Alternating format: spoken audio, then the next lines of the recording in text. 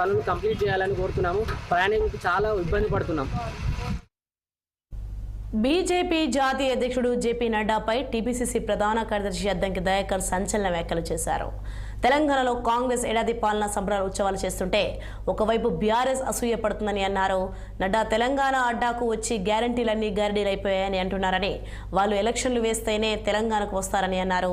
కాంగ్రెస్ ప్రభుత్వానికి 6 గ్యారంటీలను 60 గ్యారంటీల లాగా పరిష్కరించగల సామర్థ్యం ఉందని అన్నారు.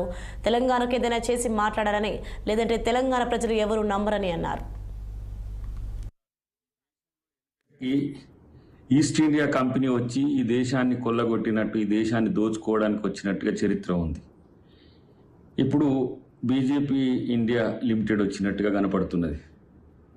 అంబానీ అదానీలతో ఒకవైపు దోపిడీ చేపిస్తూ గజ దొంగలైన కొంతమంది పారిశ్రామికవేత్తలను, కార్పొరేట్లను ఈ దేశం మీదకి వదిలి చోద్యం చూసుకుంటూ అభివృద్ధి, సంక్షేమం అంటే తెలియని పదాలుంటూ ఇక్కడ జరుగుతున్న తెలంగాణలో రేవంత్ రెడ్డి గారి ప్రభుత్వం చేస్తున్న అభివృద్ధి కార్యక్రమాలు కానీ, లేదంటే సంక్షేమ కార్యక్రమాలు కానీ మీకు అది తెలిస్తే కదా కనీసం.